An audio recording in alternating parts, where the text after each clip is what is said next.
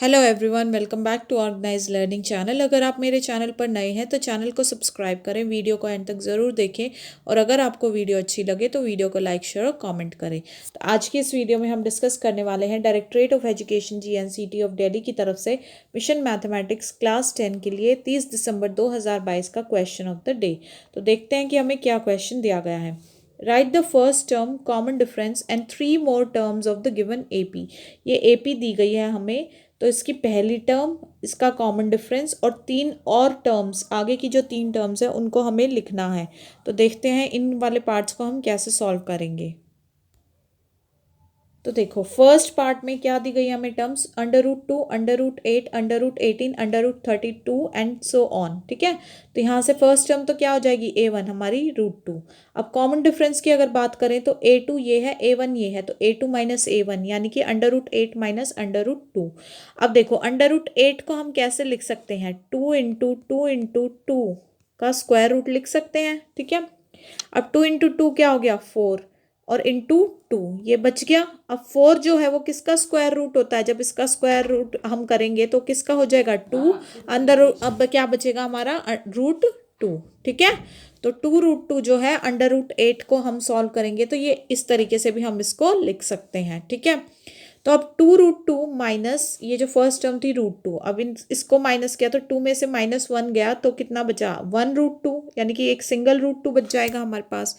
ऐसे ही फिर हम अगली थर्ड और सेकंड टर्म का डिफरेंस निकालेंगे, a3 माइनस a2, वो क्या है, √18 माइनस √8।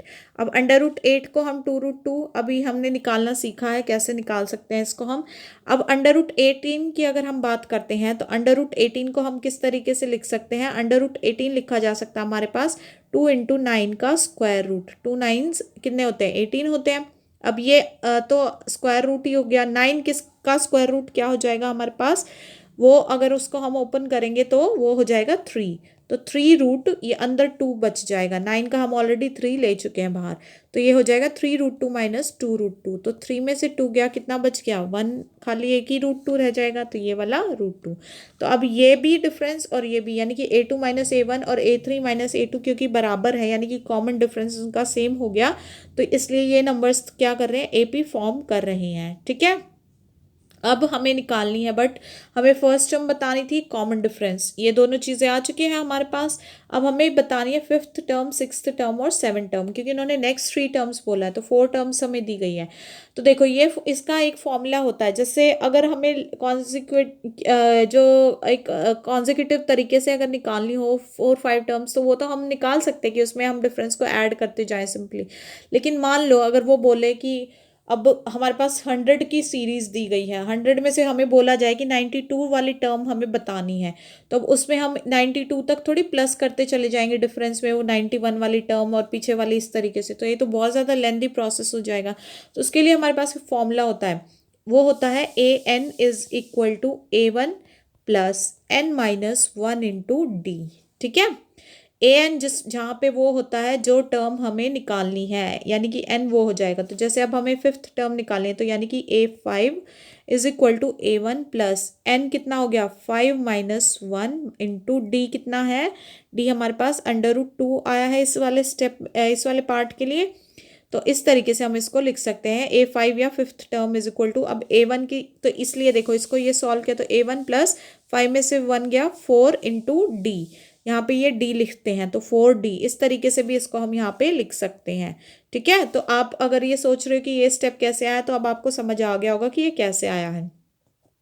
a1 प्लस 4d, अब यहाँ पे सिंपली वैल्यूज पुट की, a1 √2 प्लस 4 इंटू डी कितना आया है, √2, तो ये हो गया 5 √2। अब ये 5 √2 आ गया, बट इसको हमें इस फॉर्म में ही लिखना है। तो अब देखो, हम 5 का स्क्वायर करेंगे, वो कितना हो जाएगा, 25, तो वो इसके अंदर चला जाएगा। ठीक है, 25 इंटू 2, क्योंकि ये हमने स्क्वायर रूट के अंदर लेना है, तो इसका स्क्वायर करके इसके अंदर ले सकते हैं ना, तभी तो उसका स्क्वायर रूट माना जा सकता है ना 5। तो 25 इंटू 2 कितना हो गया, 50, तो ये कितना आ गया, √50। ऐसे ही सिक्स टर्म के लिए किया तो a1 plus 5d is equal to under root two plus 5 into root two is equal to 6 root 2। ये कितना आ गया 36 इंटू टू का स्क्वायर रूट यानी कि 72 का स्क्वायर रूट। ऐसे ही 7 टर्म के लिए a1 plus 6d is equal to under root two plus 6 into root two. ये कितना हो गया 6 रूट 2 प्लस 1 रूट 2 7 रूट 2 बन गया।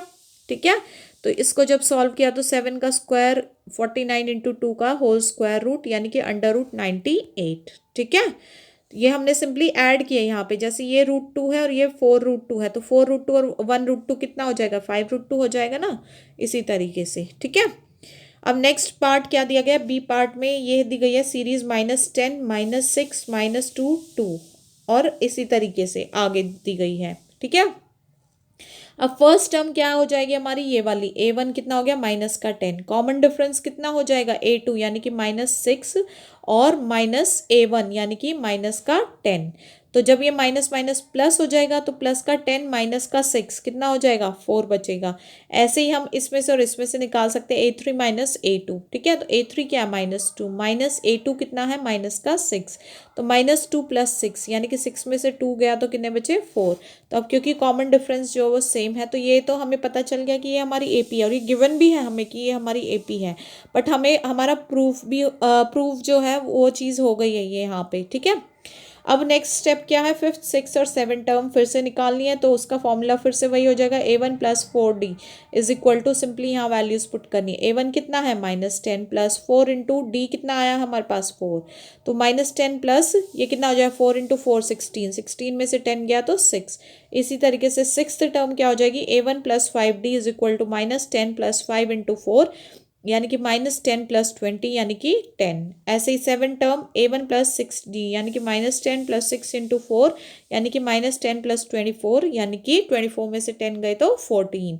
तो इस तरीके से जो है इन क्वेश्चंस को हम सॉल्व कर सकते हैं। और अगर आपको अगर 100 नंबर्स की सीरीज है उसमें से कोई भी नंबर आपसे पूछा जाएगा कोई भी टर्म, तो आप सिंपली इस फॉर्मूले से आप उसको फाइंड आउट कर सकते हैं।